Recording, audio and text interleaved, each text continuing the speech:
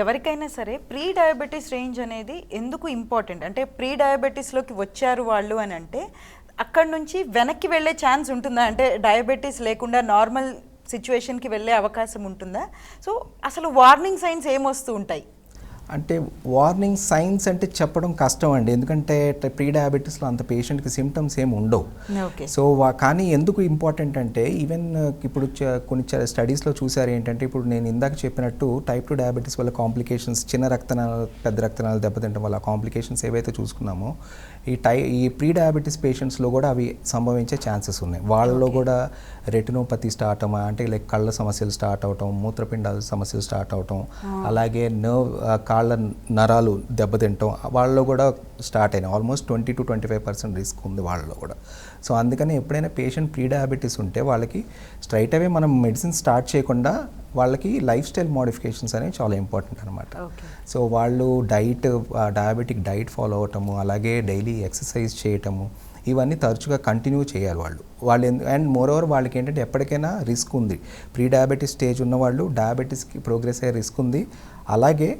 వాళ్ళు స్ట్రిక్ట్గా ఈ డైట్ ఎక్సర్సైజ్ ఫాలో అయితే నార్మల్ అయ్యే ఛాన్సెస్ కూడా ఉన్నాయండి వాళ్ళకి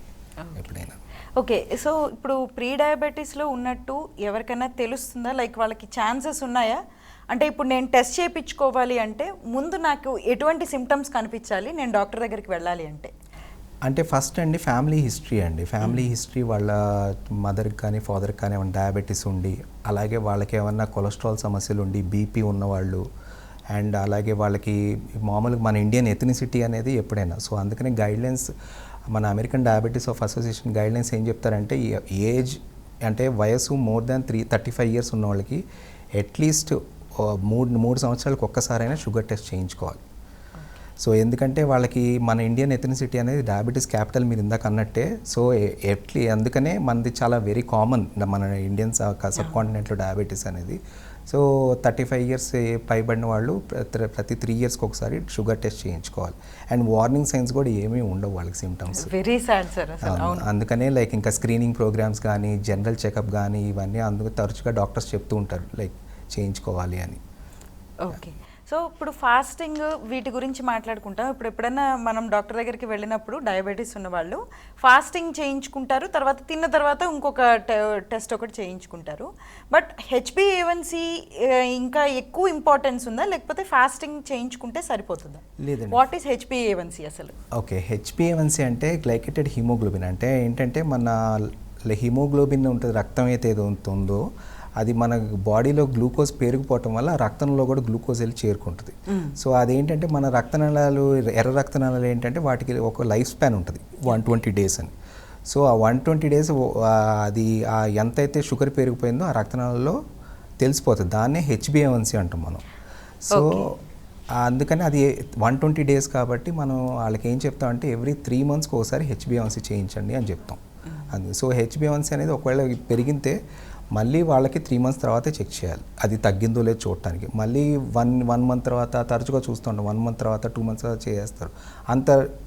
అన్లెస్ ట్రీట్మెంట్ మీరు స్టార్ట్ చేస్తే తప్పితే అంత రెస్పాన్స్ ఉండదు సో ఎప్పుడైనా HbA1c అనేది 3 మంత్స్ తర్వాతే చేయించాలి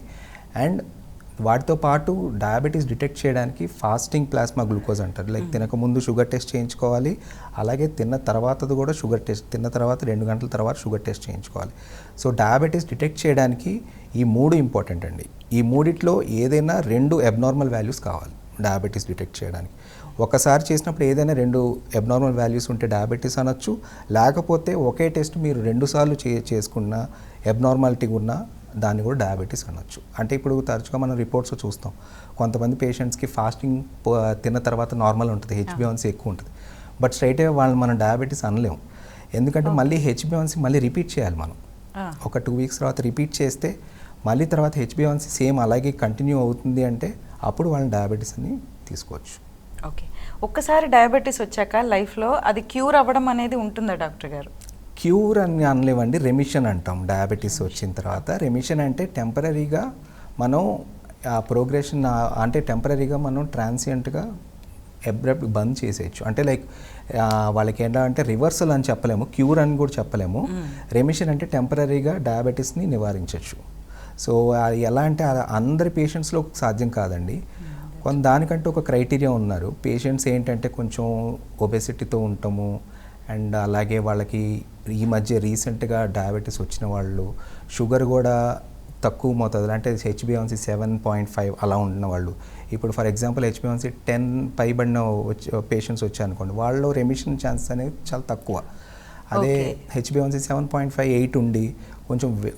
వెయిట్ ఎక్కువ ఉన్నారు, ఈ మధ్య డయాబెటీస్ డిటెక్ట్ అయింది, సో అలాంటి వాళ్ళలో రెమిషన్ అయ్యే ఛాన్సెస్ ఉన్నాయి. రెమిషన్ అవ్వాలంటే వాళ్ళకి మెయిన్ ఏంటంటే లైఫ్ స్టైల్ మోడిఫికేషన్స్, వెయిట్ తగ్గించడం ఫస్ట్ మెయిన్. వెయిట్ అట్లీస్ట్ వాళ్ళు 10 to 15% ఆఫ్ ద వెయిట్ తగ్గితే వాళ్ళు రెమిషన్ అయ్యే ఛాన్సెస్ ఉన్నాయి. ఈవెన్ స్టడీస్లో కూడా చాలా చెప్పినాయి. ఈవెన్ లైక్ స్టడీస్లో చూసుకుంటే ఎవరైతే బరువు 10 నుంచి 15% తగ్గారో వాళ్ళకి ఆల్మోస్ట్ 50% ఆఫ్ డయాబెటీస్ రెమిషన్ అయింది. బట్ అలా అని కంప్లీట్గా క్యూర్ అయిందని చెప్పుకోవడానికి లేదు. వాళ్ళు ఎప్పటికైనా వాళ్ళ లైఫ్లో ఎప్పటికైనా డయాబెటీస్ వచ్చే ఛాన్సెస్ ఉన్నాయి.